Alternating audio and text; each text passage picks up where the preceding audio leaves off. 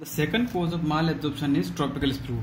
It is malabsorption occurring in patient of tropics in the absence of other intestinal disease and parasitic infestation. Okay, so one thing we need to know is tropical sprue should not be a possible diagnosis until the presence of cysts and trophozoites has been excluded in 3 different stool samples. Okay, so etiology, although etiology is unknown, but bacteria as a cause is bacteria toxin damages the mucosa, and second one is due to deficiency of folic acid impaired mucosal repair is seen. Okay, तो clinical feature की तरफ आते हैं. So intestinal clinical features are same as celiac disease, which we are already studied in the last lecture, and important thing is to note that tropical sprue does not show any extraintestinal features, as this thing differentiate tropical sprue from celiac disease and Whipple's disease. Okay, in investigation, biopsy is the gold standard investigation, and results are same as celiac disease, and there is no gluten association and no serological findings are needed.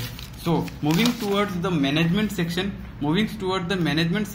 that rifaximin is a drug of choice, and folic acid is also used for 6 months, and rifaximin is not available. In that case, we can use doxycycline as a drug of choice. Okay, so moving toward the third cause, which is bacterial overgrowth syndrome. As the name suggests, that it is the proliferation of colonic bacteria in small intestine. Okay, specifically in the proximal part. Okay, so etiology क्या रहेगी? Decreased peristalsis in autoimmune diabetes mellitus or systemic sclerosis or any other causes. Maybe it's a surgical cause हो सकते हैं. And second one is secondary to intestinal strictures, and third one is autoimmune abnormal communication between large intestine and small intestine. Okay, so clinical features are abdominal colicky pain and intestinal distension हो सकता है, abdominal distension हो सकता है, diarrhoea हो सकता है, and स्टेटोरिया हो सकता है. इन्वेस्टिगेशन में हम डिजाइलो टेस्ट करेंगे, वो एबनॉर्मल आएगा. Chilling test which is abnormal, and biopsy it is normal. So why biopsy is normal?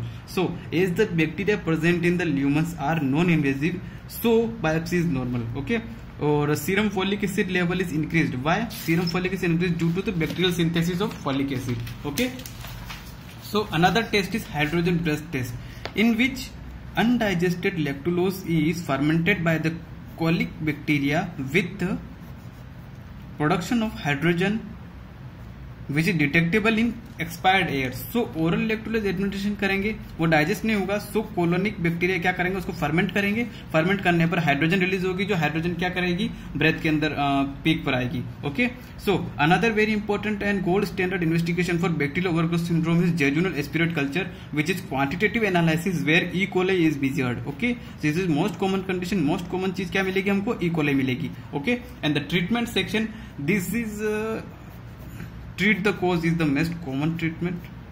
This is treat the cause, and there are surgical correction may be needed. Okay, so in next video we will study about the last cause, and that will be the last video of